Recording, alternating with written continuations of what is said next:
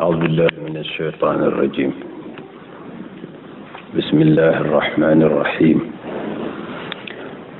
الحمد لله الذي أرسل رسوله بالهدى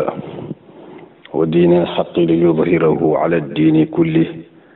وكفى بالله شهيدا. وصلوات الله وتسليماته الأتمان الأكملان على أحب خلق الله إليه مولانا محمد رسول الله وعلى كل آله وأصحابه ومن والاه. ورضي الله عن الصحابة والتابعين ومن تبعهم بالهدى والإيمان إلى يوم الدين. وبعد السلام عليكم ورحمة الله. gannaaw bu ñu sante borom bi subhanahu wa taala ci làmmeñ yoo xam ne lott na ci xeetu cant gi, di ko ñaan mu julli ñu ci sayyidil wujudi sallallahu alayhi wa sallam ak mboolem ay saxaabaam ak taabiina yi ak ñu leen topp ci njub ba bés penc. assalaamu aleykum wa rahmatullah. ñu ngi nekkoon ci silsila bi muy al silsila fi siirati nabi sallallahu alayhi wa sallam, tollu woon ci gazwatu bu metti bi ñuy wax gazwatul Muraysi ak gazwatu Xandaq ak gazwatu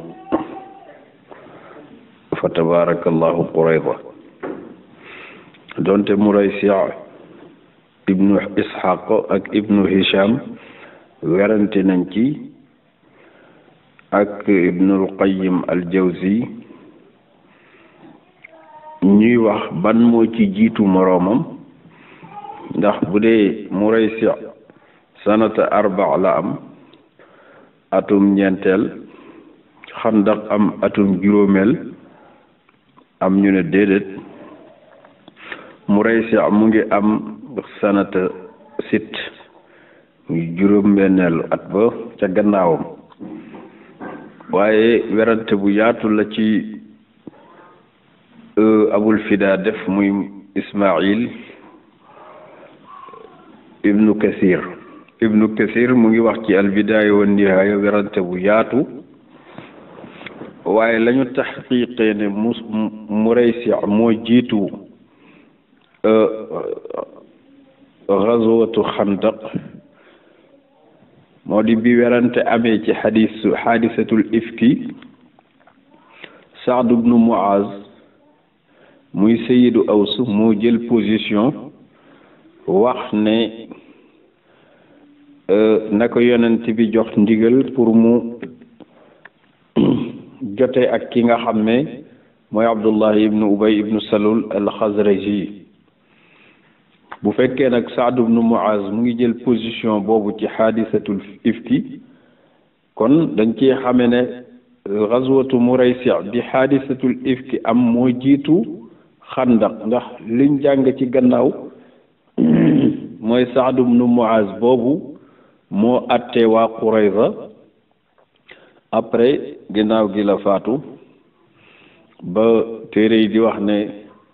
mosuñoo dégg arash di yëngu lu dul ci deewu Saad ibnu Muaz,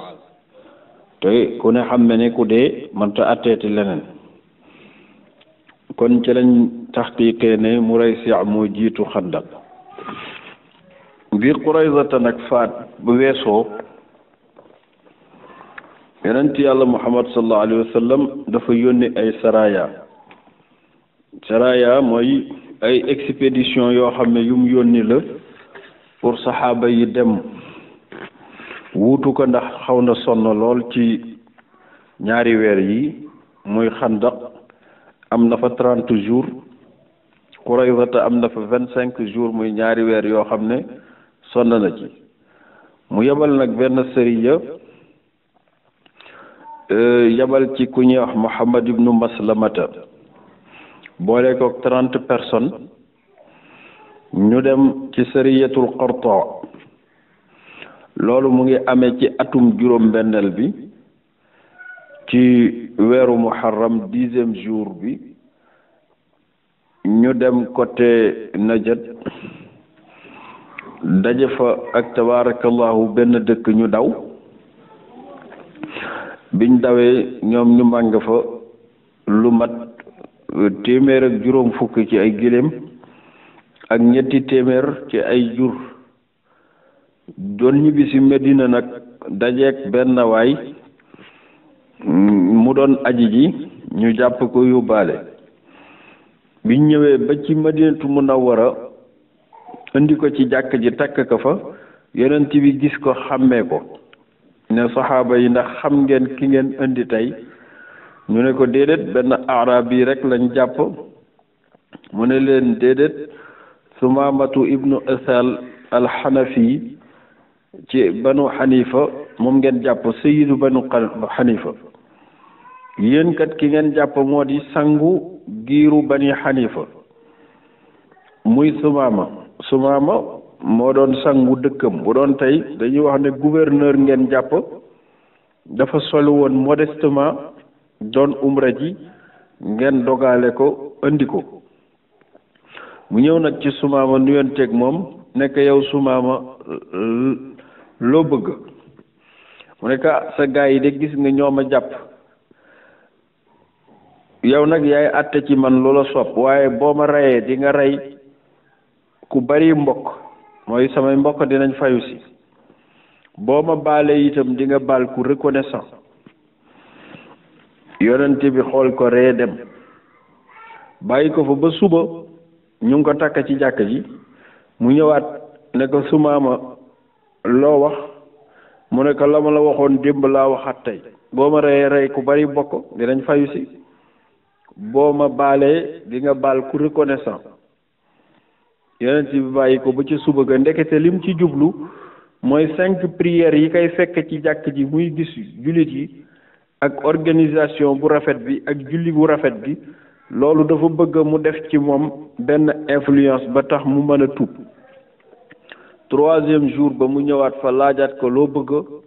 mu waxaat ko lu mel ni lam ko waxoon démb ak bërki démb yonent bi ne atliquhu yewi leen ko baal naa la góor gi ñu yewi ko mu dem ba ci buntu dëkk ba sangu fa ba set sol yére yu set dellu sewaat ñëw ba ci yonent yàlla Muhammad ci jàkk ji nekk ashhadu an la ilaha illallah wa annaka rasulullah diine ju sellee nii diine ju rafetee nii musuma gis diine ju mel nii te organisé nii ma lay yëgal ne nag kenn laa waaye mbooloo moo topp sama gannaaw digal ma lu la sopp mu ne ko loo mën a gën a yokkee lislaam te gën a yokk sagam na nga ko def mu ne ko kon maa ngi lay seedal ne bés bi ni tey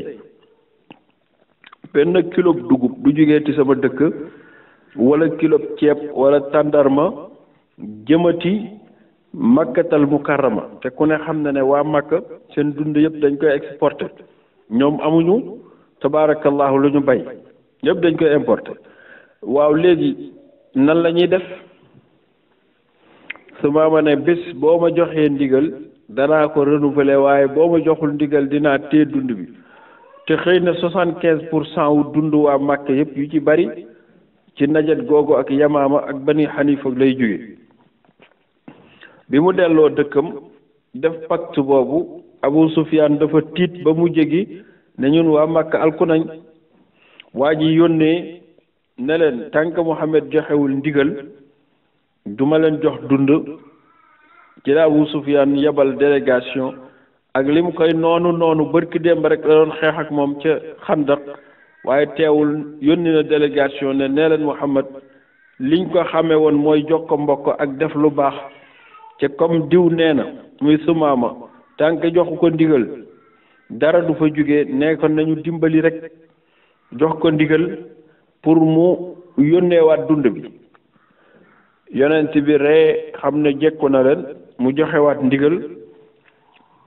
Sumaama mën a continuer loolu mu doon def. yonent bi demaat na beneen xazwa bu ñuy wax banu lixyaan. xazwatu bani lixyaan ci rabiul awal la am muy mois de juin 627. xazwa bii nag c'est la première fois yonent bi jëm barab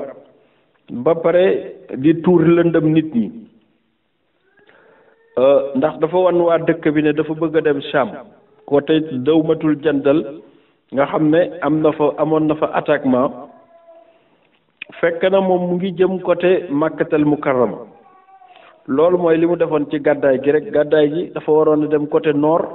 mu jaare ji côté sud bii itam noonu la mel dafa waroon dem côté sud mu wane ne nord la jëm ngir bañ naafeq yi ci biir dëkk bi yëgle ko waaye bi muy dem ba génn dëkk ba jaar yoonu Sham dafa dem ba wiiri jël nag xàlla wu mag wi jëm yoonu Makka. lan la ci jublu dafa bëgg a dem pour fayu jël baasul raji moom lañ jàngale woon après Uhud ne Asim ibnu Thabit moo fa demoon fa tabarakallahu Asim ibnu Thabit moo fa demoon ñu rey ko ci yoon bi mook Xubayb ibnu Adi ak ña ca des. loolu bi mu xewee yonent bi bëgg nag fayul leen mu dem tàgguwul kenn mel ni ku jëm Sham ba mu demee ba yegg ci xàll wu Makka mu jàdd jël tabaarakallahu yoon wi jëm Makkatal Mukarrama ñëw ba Asfan waa dëkk ba dégg ko boobu dafa bëggoon a fayu jëlil Adl ak Qaara bi nga xam ne ñoo waroon xuraa yooyu waa dëkk ba daw yéeg ci montagne yi mu toog fa 15 jours ne nag comme am naa occasion ñëw ba watu Makka naa yónni délégation pour waa Makka yëg ne man ragaluma leen ñëw naa ba fii yónni Aboubacar Siddiq boole ko ay nit ñu dem ba ci périphérie gu Makka yëglu fa ba yéefar yi yëg ne Aboubacar ñëw na fi Muhammad jege si ne fii nit ñëpp tiit moom Aboubacar mu soog a delluwaat rejoindre yonent bi delluwaat. loolu mooy xaswatu bani lixyaan amul benn xeex waaye def na bataille psychologique ndax wax dëgg yàlla bataille psychologique la ndax bu fekkee weer yi ci gannaaw la xandak ñëw coalisé ñu ñëw fa ba tiital arab yi yëpp ki ñu def loolu quelques mois mu ñëwati ba seen périphérie bu dëkk wax dëgg yàlla kii am na fit yonent bi ci ngay xamee ne yow mi koy suivre du nit kese parce que nit dafa war a tiit ñi jàpp ne conquête de pouvoir la doon def wax dëgg yàlla kuy conquérir pouvoir dina am ay stratégie yoo koy defee waaye doo xaru mais moom da ngay gis ne lu ne lay def sans réserve ndax yow koo xam ne jàpp nañ ne gagné nañ la ngay dem ci sa ennemi mel ni ku koy exposer sa bopp war nañoo xam ne am na leneen lu lay inspiré lu dul lii te loolu du dara lu dul bi muy doog a gàddaay dañoo utoon comité de sécurité boo xam ne bu jugee ñu jug bu doxee ñu dox fu mu dem ñu dem fak moom ba yàgg yàlla wàcc ci moom wallahu yaasimuka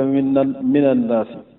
yàlla bés ni tey mu ngi lay yëgal ne yow yonent bi moo la garanti ci nit ñi ba nit ñi kenn mënul accéder ci yow pour gaañ la nee nañu aaya bi bokk na ci amaratul nubuwa aaya yi wane ne yonent la parce que wax dëgg yàlla nit même Maison Blanche sax ña fa nekk soxla nañ sécurité xam nga ki wax nag ne yàlla nee na moo may sàmmal boppam bu dul dëgg kan mooy subir conséquences yi moom kon kooku bu ko waxee ñu topp ak ay at kenn mënalu ko dara war ngaa xam ne kon li mu wax dëgg la nit moom mën naa woote lu ne ba mu des naan sécuriser nañ ma ndax bu dul dëgg moom mooy subir conséquences yi kon kay war ngaa xam ne kii wax na dëgg moom sallallahu alayhi wa sallam après mu jóge Bani Lihyan gannaaw 15 jours après delluwaat Madinatu Munawwara bi mu ñëwee bay dugg ci dëkk bi dafa bég naan aibuuna taibuuna xaamiduuna li rabbina shakirun ñu ngi ñibbisi ak jàmm ñu ngi sant suñu borom te wax dëgg yàlla kenn gisul lu palpable lu mu fa am waaye bég na ci boromam di ko tagg di ko sant loolu xadis boobu moom la ñuy wax ba tey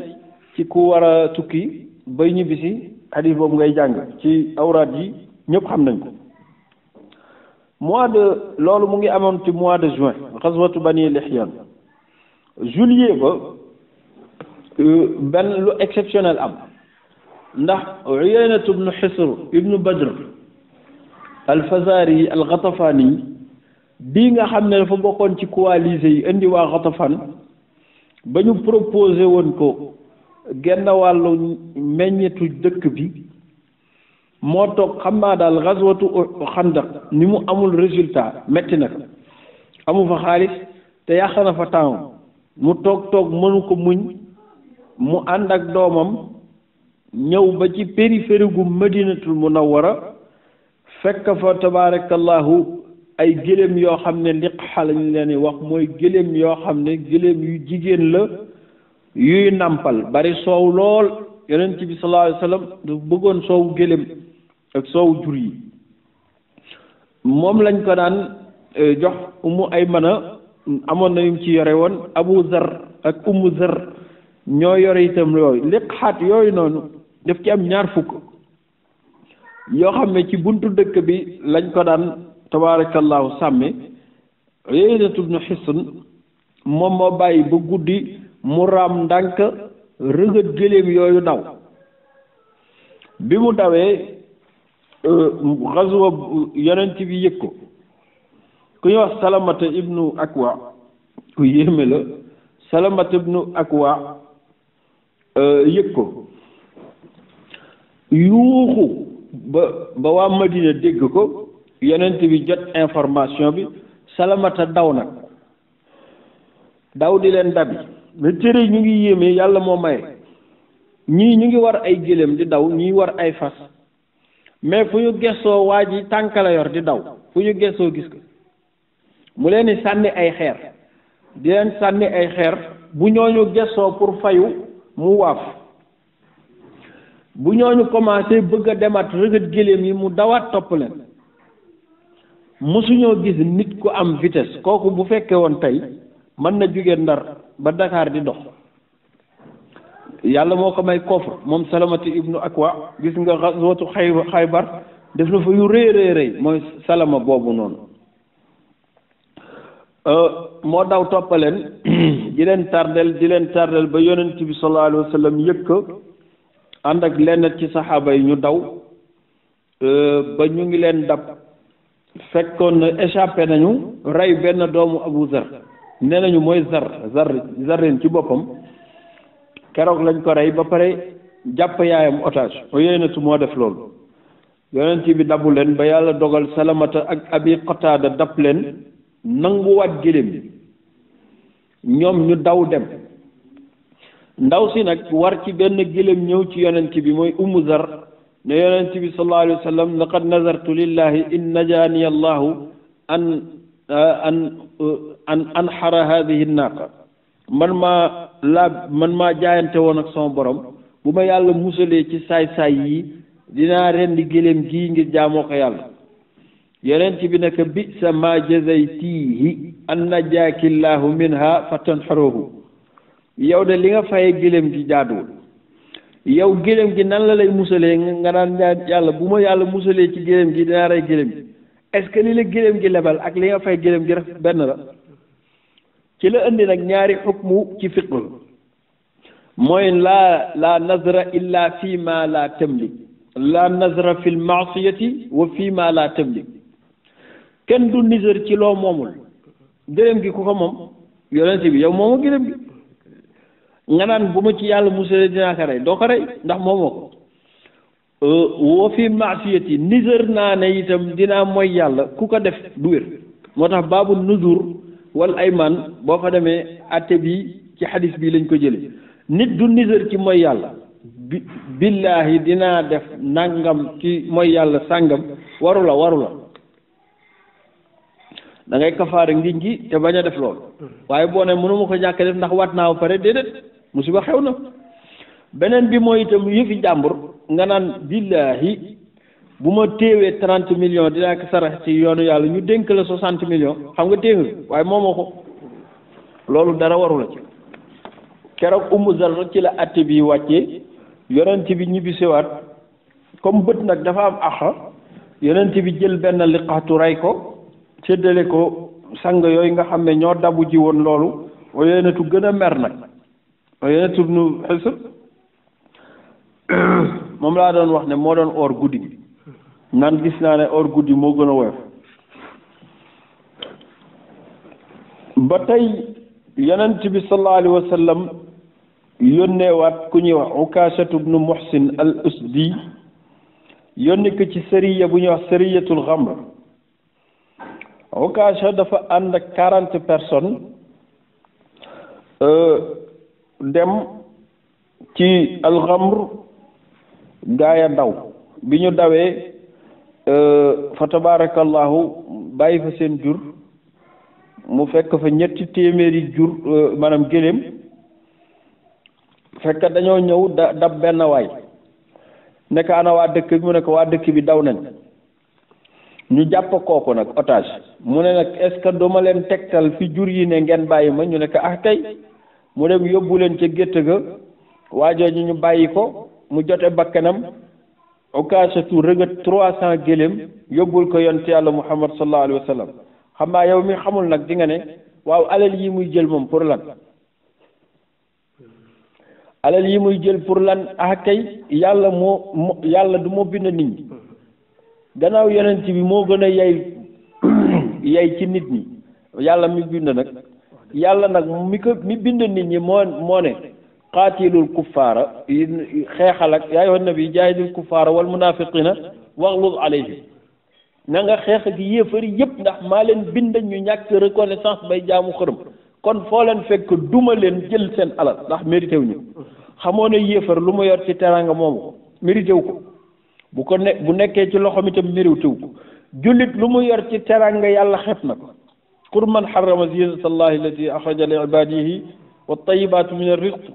qul hiya lilladina amanu fi lxayaati dunia xaalisatan lahum yawma alqiyama yàlla nee na teraanga joo gis fii ci àdduna jullit yi ñoo ko war a yor bu leen ci keneen bokkanteeg ñoom itam ñoom ñoo ko war a yor seen xaq la waaye yawmal qiyaamati xaalisatan lahum ñoom ñoo koy moom rek yonent bi yabalaat ku ñu wax Muhammad ibnu Maslamat al Ansari yónni ko ci fi ñuy wax Zal Qissa loolu mu ngi xew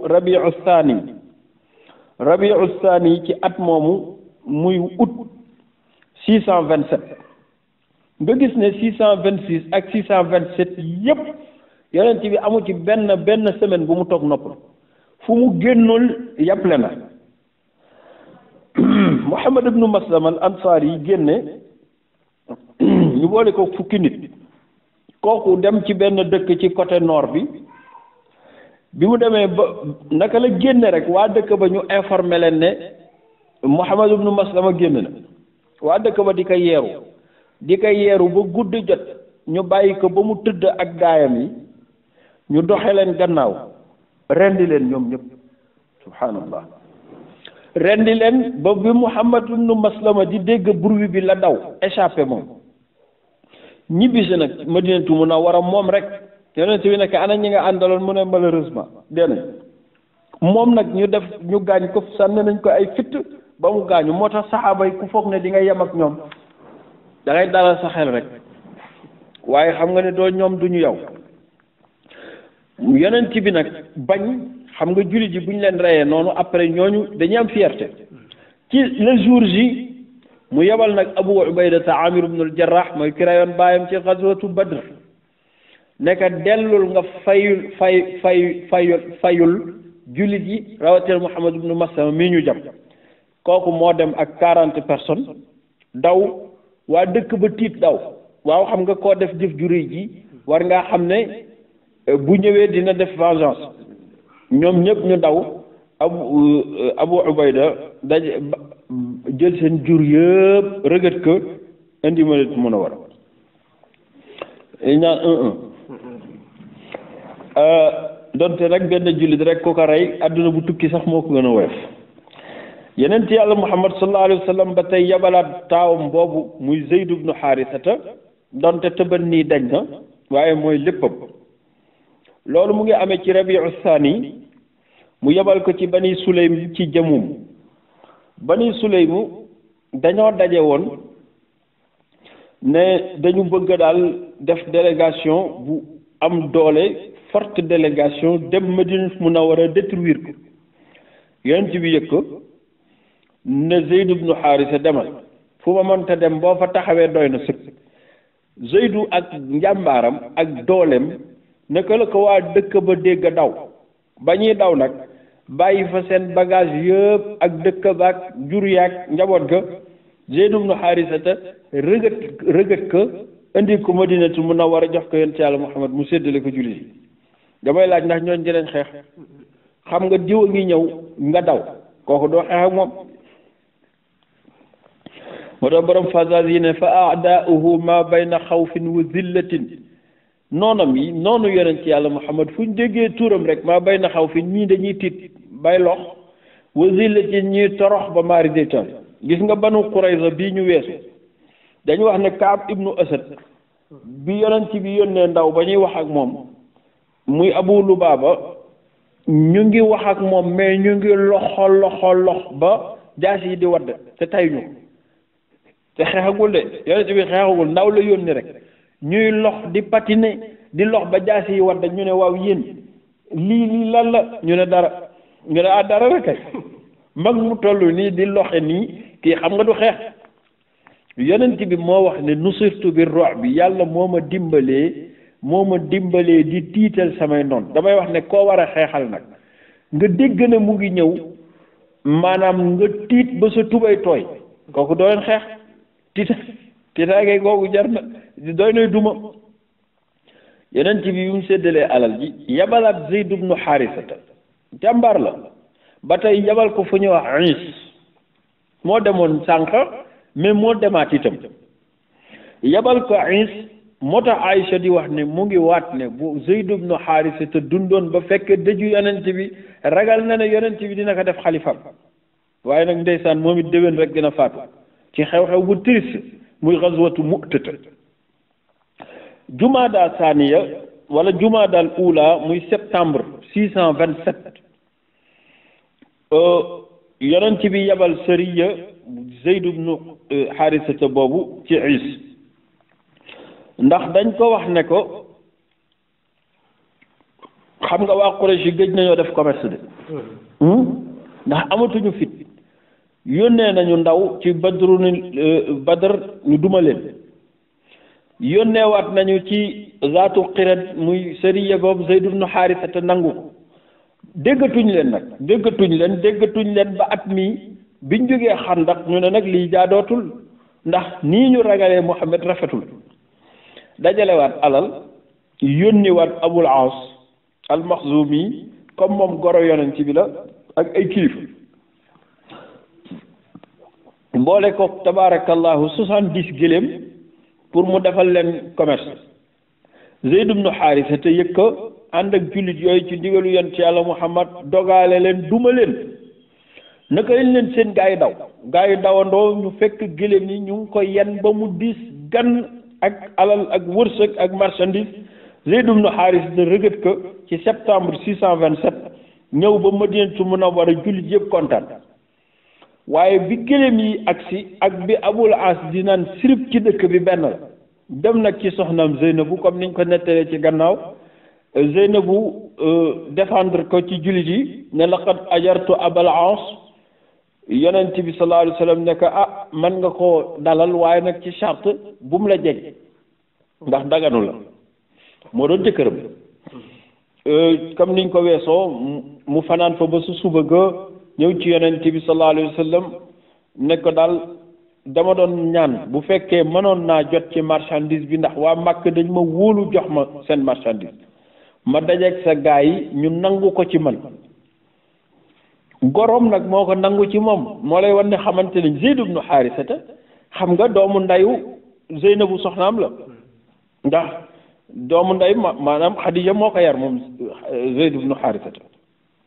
kon xamante nañ bu baax waaye lislaam pas-pas lay tàqale maanaam pas-pas dafay tàqale ay jëm nu ñuy def mu ne ko nag boo leen mënoon yow yonent yi boo mënoon delloo alal ji ma joxe ma yóbbu ko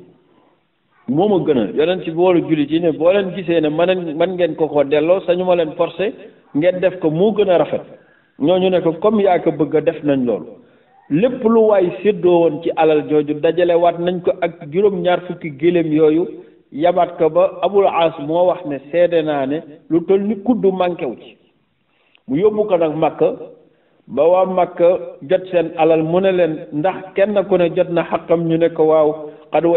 wajadnaaka wafiyan kariman fekk nañ la ngay ku gore ngay ku tabaarakallaahu lekkaloo ñu dara mu tiim leen nag waa Makka ne ashhadu an laa ilaaha illallaah wa anna muhammadan rasulullah ñu ne ko kenn du la ko tere ñëw nag préparé ay bagage am rejoindre Madinatu Munawwara ba mu ñëwee nuyu yonent bi yonent wax ko lislaamam yonent bi bég ci lool xam nga lu tax doom bu taaw bu jigéen ku ko jël ci kër yaay taawu kër ga dëgg la dëgg kii nag moo jël taaw mu delloowaat sëyam ak Zeynabu mu nekk ak moom ndax kii jural na yonent bi ay sët muy Umaamatu ak Ali ku ñuy wax Ali ibnu Abil As ak Umaamatu bint Abil As mu soog fa toog nag loolu mu ngi xew laa wax 627 ci septembre ba yonent bi yebalaat ñetteelu expédition Zeyd ibnu Xaarisata moo lay wan ne Zeydu jàmbaar la téere yi dañu wax ne dafa jàmbaaroon a jàmbaar ba yonent bi mbooloo mu ko yebal xelam day dal mu yebal ko ci sëriya boo xam ne nii gismaa la jëm benn maanaam benn dëkk la boo xam ne ci ardu Juzaam ci fu ñuy wax Waadil Qura mu ngi gën a jege tey Syrie maa ngi jàpp ne sax léegi bokk na ci dëkk bu ñuy wax Syrie fii jumaadal axira ndax nooru Madina léegi li ci ëpp mu ngi bokk léegi ci pays bu ñuy wax Syrie tey ci Damas jumaadal axira muy année 6e bi octobre 627 dafa am benn xew-xew bu am yonent yàlla Muhammad ci kanam dinañ ko gën a leeral dafa yónni ku ñuy wax Dihyatul Kalbi Dihyatu moom lañ wax ne dafa rafetoon loolu Dihyatu ibnul Xalifatal Kalbi bokk ci bani Kalbi doonoon fa nag kilifa doonoon fa responsable rafetoon lool yonent bi nag bëggoon ko nee naa la moom dafa tedd te ku tedd da ngay bëgg lu tedd yonent bi dafa rafetoon ku rafet dafay bëgg lu rafet te dama yàgg wax ne bët dafa am àq pour xool lu rafet nopp dafa am àq ci déglu lu baax bakken dafa am àq ci noyyi lu neex lu dëgg yonent bi nag comme kooku yàlla noonu la ko bindee woon mu bëggoon ko loolu Jibril xam gi mu xamoon loolu moo tax léeg-léeg daan na jël melokaanu Dihyatu ibnul Xalifal Kalbi bii daan ñëw ci yonent bi daan nga fekk yonent bi toog ak Jibril nga ñëw naan Dihya laa fekk mu toog ak moom fekk du Dihya Jibril ndax xam ni ko yonent bi bëggee woon yonent bi nag moo ko yónni woon Sham waa dëkk bii dogaale ko muy gisma ci Juzaam dogaale ko jël addiye yi ko Qaysar joxoon addiye yu bari nangu ko dàq góor gi kooku nag moo ñëw ci dëkk bi wax ko yonent bi mu ne duma leen bàyyee noonu yabal Zeyd ibnu Xaarisata mu dem récupérer alal ji duma leen ndax dañoo nekk ci yoonu dëkk bi ñooñu kenn waru leen bàyyi noonu beneen bi sëriya boo xam ne ni Abdurahman ibnu Awf az-Zuhri yonent yàlla Muhammad woo ko ba mu ñëw nekk dama la bëggoon a yabalaat dawmatul jandal nee naa la dawmatul jandal am na xaswatu am na sëriyatu xaswatu mooy ba yonent bi njëkkoon a dem te waa dëkk ba daw mu rëgët la fa nekk ci jur andi ko Madina bii yoon itam dafa yabal Abdurahman ibnu Awf nga xam ne doomi ndijaayam la mu dem ci dëkk ba ñoom ay chrétien lañ woon waa dawmatul jandal ndax liñ jege Syrie loolu mu ngi xewoon ci Shaaban juróom-benneelu année muy novembre 627 yonent bi ne Abdourahman na nga dem ba Banu Kalb mu ànd ak 700 personnes xanaa kon mbooloo mu bari la boo demee nag bul xeex na nga leen woo ci yàlla boo leen woowee ci yàlla comme ay chrétien lañ ñoom jot nañoo gëm yàlla ba pare nga convaincre leen ne man maay yonent bi Isa doon wax boo leen convaincre ba ñu xam ne man maay yonent bi Isa doon wax nga digal leen julli digal leen azaka ndànk buñ tuubee pour wane ne fonk nga seen tuub gi fa tazawwaj bint malikihim na nga denca doomu seen buur bi muy princesse bi xam nga nit bu ñëwee tuubal dëkk bi yëpp dañuy nekk ci kilifteefam léegi nag pour réconforter buur ba ndax buur bi nguur ga day jeex boo takkee nag princesse ba da ngay mujjee réconforter buur bi delloosewaat ka darajaam bu boobaa day gën a sawar ci diine Abdourahman ibnu Awf ànd ak 700 personnes dem ba ci tabaarakallahu bani kalb nag mooy firi xaj waaye arab yi dañ daan tudde seen giir kalb daan nañ tudde itam nit ci boppam kalb buñ nee diw xaj la nag xas taxul fiabilité bi nekk ci xaj ak fidélité xam nga fidélité ci xaj la fekk baax xaj lu mbooloo bari boroom rek lay topp ñi ci des yëgu leen d'ailleurs sax kër gu am xaj xam nga xaj ba du songo waa kër gi waaye yow bàyyi borom kër gi bu donte dëkkoo ci kër gi boo fa ñëwee boo te di nga am problème ndax moom du mën a xam ne yaa jur borom kër gi xam nga lu muy xam dëkkoo ci kër gi loolu rek la xam fidélité boobu moo tax arab di tudde giiram alkalb muy xaj Abdourahman woo leen bi mu leen woowee ñooñu opposé nekk gëmuñ yonent bi nag na nga leen woo 3 jours bu ñu la accepté bu ñu la accepté wul nga xeex bi ñu demee nag ba 3e jour bi waa dëkk bi xam ne waa ji footu donc Abdourahman jàmbaar la te borom alal la borom taar la ku am fit la 3e jour bi nag bi ñu xamee ne caaxaan faaxe na dëggaa des ñu nekk ñun dañ la doon seetlu rek xam nga lu xew ashhadu an laa ilaaha wa ashhadu anna muhammad rasulullah ndax ku am audace ba mën ñoo yónni ay nit ñun ñu wokk ci diine ji war nañoo xam ne yonent nga mu kontaan nag def li ko yonent bi sallallahu alayhi wasallam sant mooy dafa takk ku ñuy wax Asbagh ibnu Amr al-Kalbi Amr al-Kalbi mi nga xam ne nii mooy seen kilifa Asbagh ibnu Amr al-Kalbi mooy seen kilifa moom moo njëkk a tuub mbooloo mu bari ca dëkk ba topp ko mu takk benn doom bu ñuy wax Tumaada bint Asbagh ibnu Amr al-Kalbi Tumaada nekk fa ay fan céetal après ñu fi sewaat ëndaale nag ndaw soosu muy Tumaadir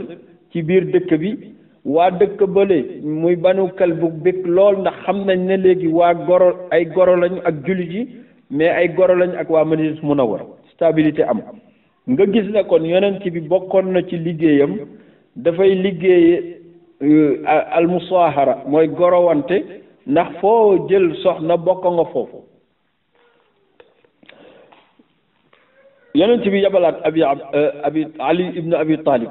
di rakkam di doom baayam ci bani Saad ibnu Bakar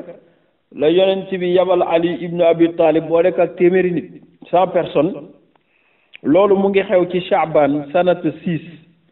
juróom-benneelu année bi ba tey moom lan moo jur loolu mooy dafa dégg ne ñoom itam bi xandax passé ñeme nañ fi yonent bi ñeme gu toll ni daal ñoom bani Saad ibnu Bakr daje nañ daal pour jéem ko fexeel mu yebal fa Ali mu dem xeex ak ñoom ñooñu daw mu rëgët seen alal juróomi téeméeri gëléem alal ju bari la ci jamono jooju ak ñaari téeméeri jur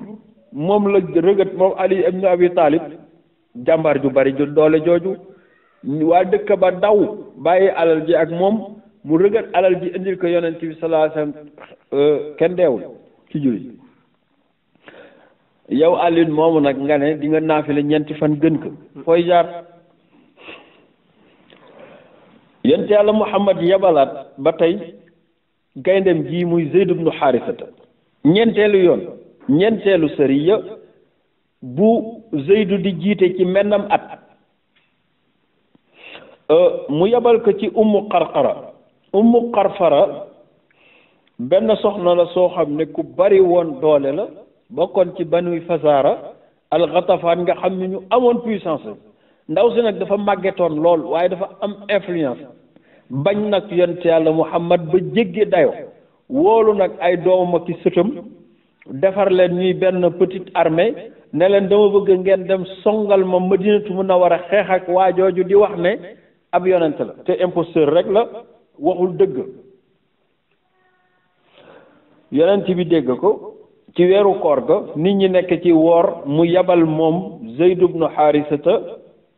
boole kook tabaarakallahu mbooloo ñu dem. xam nga lu ñu def du maire bi moo influencé nit ñi maire bi lañ jàpp rek maire bi lañ jàpp boobu màgget na sax muy Ummu Qarqara bintu Rabiata ibnu Badrin al-Fazari ñi doon défendre ñu rey leen indi maire bi ñuy dëgmal indi maire bi di saaga yu bon xam nga jigéen bu ñaaw làmmeñ rek lu bon lu ne loo xalaatul rek ci lu bon ak lu ñaaw wax na ko yonent yàlla Muhammad sallallahu alayhi wa sallam te yàlla waxu ko nekk ci boobu xaal ba mu jegi ñu mer ne kii daal nañ ko éliminer benn yoon moom dafa mujj dee loolu mu ngi xew ci sanata 6 ndeysaan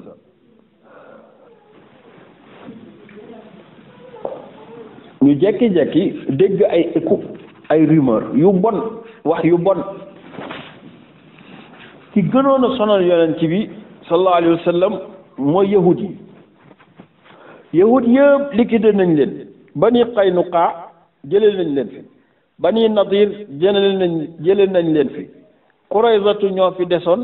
jëlee nañ leen fi loolu nag bi mu amee ñi ci dee nañ ñi deewul dañoo dem Xaybar 100 kilomètres la digganteem ak Madina fa la yahud yu bari dëkk ñi ci des dem Sham muy Syrie mu jëfa féete Kaab ibnu Ashraf waxoon nañ ci gannaaw ñu moo demoon Makka di influencer Abu Sufyan pour xaswatu Uhud am di def ay way kooku dañ ko mujj rey am na keneen ku jël flambeau bi ku ñuy wax Abu Rafi Salaam ibnu Abi Xuqayqi al-Qurazi kooku nag moo wër arab yi wax ju ñaaw joo xalaat mu koy wax yonent bi influence bu bon bu ne mu bëgg nit ñi daje pour coaliser wu ndax nee na daal tool yi ñu leen jëlal neexu leen influence bi mu bare bu doon tey muy wax ci rajo yi di wax ci média yi ba yàgg nag yonent bi sonn ci dégg gi ak influence bi mu yabal ko yow Abdullah ibnu Atik comme Boaz bi mu passé xaswatu Boaz Xasraj dañoo jël ñaari position ñoom ay noon lañ woon bi yonent bi ñëwee ñu soppi noon gi def ko ak wujj bu famille bi defee lii ñële maanaam buñ defee lii ci lislaam ñi ca des duñu noppalu te defuñu lool yonent bi bu santee ñi dara ña ca des nekk ñun sant gooñu lu mel noonu comme banu Xasraj la ñu yabaloon pour ñu rey ji woon Kaab ibnu Ashraf léegi nag Aws ñëw taxaw yonent bi nekk mais ñun yabaloo ñu rey kenn ci sa noon yu mag yi ci yahud yi yabal ñu ci kenn topp ko ba yàgg mu ne Kaab ibnu Ashraf ni mu bone woon Abu Rafi Salaam ibnu Abi Xuqayqi àggana foofu ci mbon kon nag yéen wuutu leen ma ci moom ñooñu gëmewuñu ko tëb waaw su yëpp tëb def ko am seew ngir rek bëgg a wëjjante moo tax wëjjante ci lu baax na de wëjjante ci lu baax na Abdullah ibnu Atik la yebal boole ko groupe moom it groupe ñooñu quitté Madina dox guddi di nëbbu bëccëg gi di dox guddi di nëbbu bëccëg gi ba àgg fa bi timis di waaj a jot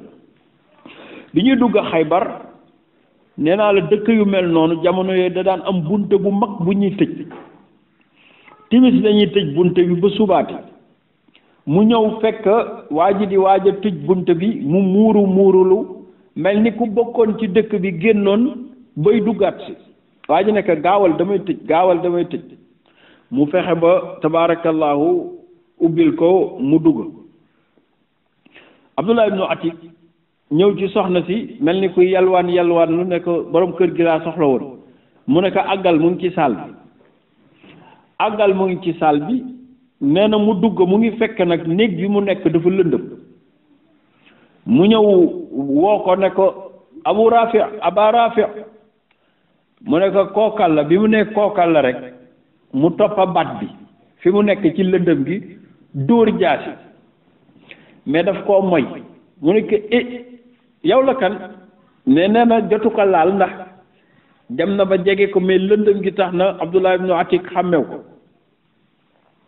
nee na ma xam ne laal naa ko lu mu néew mais rayu ma ko ma génnaat ci biti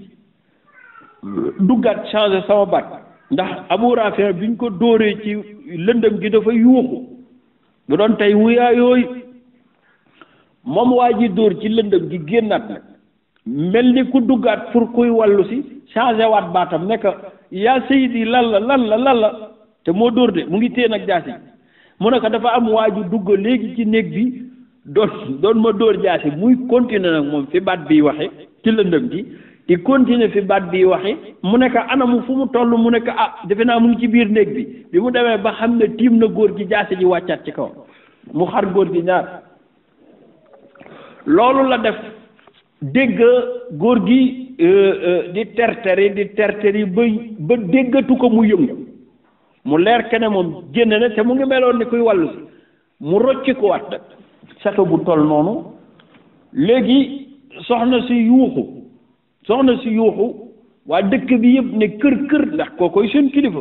ne kër dégmal ko mu juwaat loog ñoom naan mu ngi ci biir waajee ngi ci biir te moom la ñuy wërkat moom mu juwaat loon moom ñoom doon wàcce nag ci escalier yi noonu mu doon ñettee escalier yi pour rejoindre ay mbokkam ci la daanu damm nag di raam ne day metti rek waaye dina jëfe ndigalu yonent di raam ba agsi ci ay gaawam gaa yi xëcc ko ne ko foo nekkoon da nga yàgg mu ne waa ji dee na mais dama damm gaa yi nag ñoo ko tuggóob teg ko ci gëlëm gi di dox ak moom di ko jéem di dox ak moom mu metti lool ci moom ba bi muy dugg Madinatu Munawwara fajar a ngi jot ñu jubal jàkka ja comme ni ñële defoon ñu tëral ko yonent bi jullee ba sëlmal ñëw nuyonteeg moom ne noo leen def ñu ne ko yàlla rey na sa noon bi muy Abu Rafi Sallaam ibnu Abi Huqayqi waaye nag sa waa ji ko doon def mooy Abdullah ibnu Atik tànk bi dafa damm yonent bi ree na jarul tiit anamu ñu ne ko mu ngi nii tàllal mu ne ko tàllal sa tànk dafa tufli ëf ci tànk bi mel ni ba mu fay kite wér ci saa si sallallahu alayhi waaw xam nga nit ñi jar nañoo naw kàddu yonent bi bu jibee duñ gisati dara yow nga xëy na di nga leen gën foo jaar ak loo def yow xamoo koy Sallaam ibnu Abi Huqayqi yow xamoo koy Abdullah ibnu Atik nga ne di nga leen gën tey mënul nekk lii lañ doon wax ci alfiyatul faqiraqi naan Ka'b ibnu Ashrafi wa Abi Huqayqi benn ajzul bayti la ñaar ñii ñoo gënoon a sonal yonent bi ci yahud moo tax ñu beral leen ajzul bayti boobu muy Ka'bul Ashraf ak ibnu Abi Huqayqi muy Sallaam di Abu Rafi lii mu ngi xew ci 627 ci décembre yonent bi sallallahu alayhi wa sallam yabalaat nag ku ñuy wax Abdullah ibnu Rawaha nga xam ne moom it ndeysaan déwén rek lay wuy ju boromam ci lu gàtt sax ci tabaarakallahu benn expédition mu ñëw indi fa kilifa gu mag gu ko ñuy wax Zarram at mi nag dee na xoolal rek liñ fi wax ci ay saraya yëpp ci mennam at 627 yonent bi yónnee ko yi ci des ci xazawaat yi benn xazwa la ci def muy xazwatu Lihyaan gannaaw Qurayza ak Xandaq 628 nag dugg janvier pile ci Shawwal année 6 yahud yooyu nga xam ne yëg nañu góor gi ñu rey ci fin décembre bii muy Abu Rafi te moo doon seen kilifa ñu falaat beneen waay falaat ko nekk nag par force dinañ jël vengeance su Abu Rafi parce que waa ji liñ ko may bari na dañuy def délégation dem Medina rey ji ko te yàlla neen laa yuqaatilunakum jamian ila fi quran muhassana aw min waraa i judur amuñu fit ñoom coow lay bari ak fugg bi jaabante bi mais duñu def dara yeneen ci bi ne Abdullah ibnu Rawaha afwan yonent bi yabal Abdullah ibnu Rawaha afwan nekk demal nga dabu ji ñooñu bala ñoo agsi Abdullah ibnu Rawaha delluwaat Xaybar fexe ba dab jarram boobu dogale ko ne ko daal dañ bëggoon nga ñëw jubóog yonent yàlla Muhammad fexe daal ba góor gi génne ne day jubóo ji ak yonent yàlla Muhammad góor googu nag ñu doon indi Madina moo dem ba ci yoon wi bëgg leen wor doon leen jéem a rey ñu jàpp ko faf ko rey moom doon jéem a reyaate ñu faf ko rey beneen xew-xew amat xew-xew bii moom la ñu junjoon ci tàmbali tabaarakallahu waxtaan bi mooy Kurz ibnu Jaabir al-Fihri waxoon nañu ne moom moo jur Badrunul Ula Badr bu njëkk bi ndax moo fekkoon sarx Madina mu jël ko dem ñu topp ko ba sonn mënuñu koo dab ginnaaw gi nag ñëw na fi ba tuub waxoon nañ ko dafa am ay xale yu góor juróom-ñett lañu janvier l'an 628 dañu ñëw ne dañ bëgg a tuub si jóge kaw ga tuub si ndekete waxuñu dëgg nekk ci Madina ba ab diir ne daal yonent bi ñun tàmmuñu dund ville dañ bëggoon daal boo ñu mënoon jox ndigal ñu dem ci gannaaw dëkk ba nekk ci jur yi sax di fa naan ci soow meek yu mel noonu moo gën ci ñun yonent bi boole leen ak ay xale pour ñu yóbbu leen ci sàmm bi nga xam ne moo yor alali azaka yi ak alali jullit muy tabaarakallahu gëléem yu bari xale yooyu nekk fa ba miin jur gi ba sàmm bi miin leen ñu bàyyi benn bés ba sàmm bi nelaw ñu jël paaka rendi ko yeneen sàmm yi doon vengé wu ñu rendi leen ba pare rëgët gëléem yi daw benn xale ba ca échappé moo daw nag ñëw ci Madinatul Munawwara wax ko yonent bi nag yabal waa ji ndax innal xasanaati yuzhibna sayyiaati Kurz ibnu Jaabir al-Fihri yi nga xam ne jàmbaar la woon moom la yonent bi yabal ci sëriya boobu mu ànd ak mbooloo nag daw dabu ji ñooñu ñuy waa Urana ak Ukkal juróom-ñetti xale la dëgmal gàddu jur yi di daw Kurz gën leen a gaaw dab leen ndax xam nga waxoon naa ne ku daan def lii moo koy gën a xam ñëpp dab leen jël xale yi takkaleen jiitalaat gëléem mi indi Madinatu Munawwara jël xale yi indil leen yonent bi nag bi muy xalaat nan lay def ñii ci la Jibril wàcc aaya ne yàlla nee na innama jazaau alladina yuxaaribuuna allah wa yasawna fi l ardi fasadan an yuqattalu aw tuqattaa aydihim wa arjuluhum min xilaafin aw yunfaw min al ardi dalika lahum xizyun fi dunya wa lahum fi l axirati azabun azim illa alladina taabu min qabli an taqdiru alayhim fa alamu anna allah gafur rahim yàlla nee na inna alladina ñi nga xam ne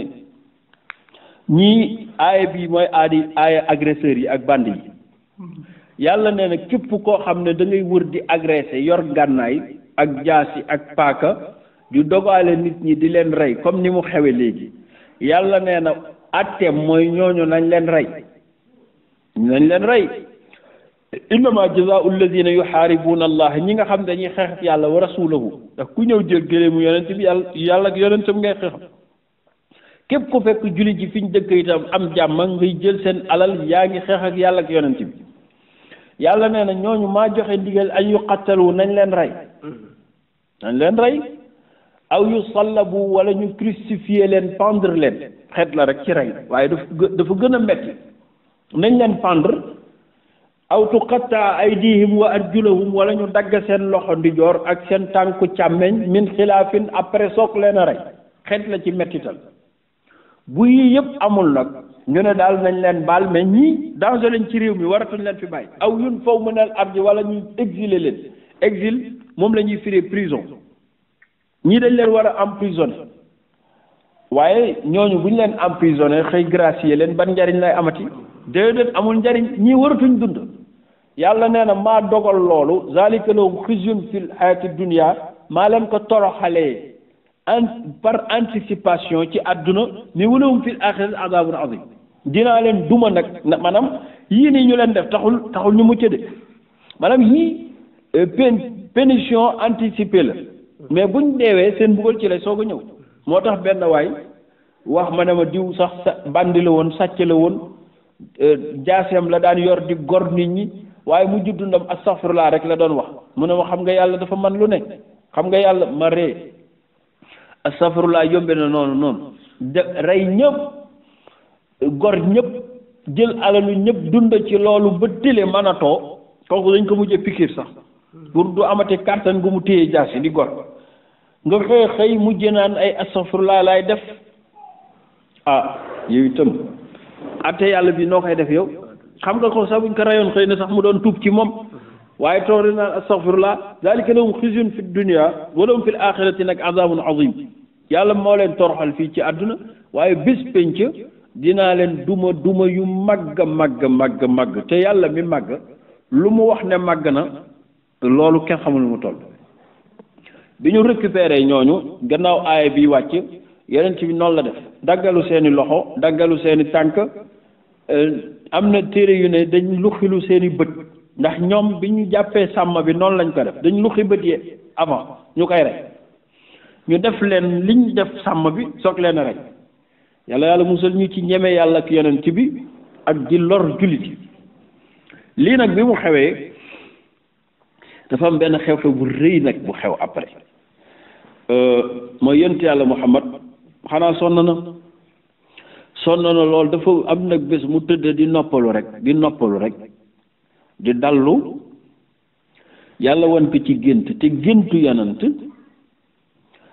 géntu yonant du gént waxyu la ruya xitaabun kazal ilqaau min malak yaa bunayya inni ara fil manaami anni asbahuka li mu gént mooy moom yonent bi dafa armal mook jullit yëpp mu gis ñiy nelu ñenn ñi am njañ wàññi ko mu ànd ak ñoom def kuréel gu rëy naan allahu akbar labbayk allahumma labbayk la sharika laka labbayk inna alhamda wa ni'mata laka wal mulk la sharika lak loolu la gént ñëw ba ci kaaba gi foon xajaral aswad di wër nag di tawaaf juróom ñaari ponk jullit yëpp topp ko lii la gént ne tërët yow yàllaay wax ak moom mu julli fajar woolu jullit yi naa mbir xew na mu ne biig wan nañ ma ñu ànd laqad ra'aytu fi ruya annana natuufu fil bayti aminina muhalliqiina ru'usana wa muqassirin gént naa loolu ma bëggoon daal xamal leen ne ku lu waay man na nga waaj dama bëgg ñu dem mag dañu umra ji yow Makka giñ la bañ ba génn la di la dàq pour dab la pour rey la ba nga échappé leen booboog léegi at mu ne ñu xeex ak yow ba bañuy tëli nga xëy tey am fitne da ngay umra ji mu naa loolu laa gis de préparé la loolu nag moom ci lañ jëm nii nga xam ne moo tudd sulhul Hudaybiya xew-xew yu bari nag ca la xewe bu la lu la ci réer demal laaj ko suuratul Fath suuratul Fath xew-xew bii lay réglé laqad sadaqa allahu rasulahu ruya bil haqqi la tadxulunna al masjid al harama insha allahu aminin muhalliqina ruusahum muqassirin la taxaafun fa alima ma fi qulubihim fa anzala sakinata ba mu jeex loolu moom mooy xew-xew bii ñu koy tudde sulhul Hudaybiya ñu ngi ñaan yàlla subhanahu wa taala yàlla na yàlla fayal ñu yonent yàlla Muhammad coono yi mu toggoo ngir jullit yi yàlla fayal ñu ko bi mahdi fadlihi wa juudihi wassalaamu aleykum wa rahmatullah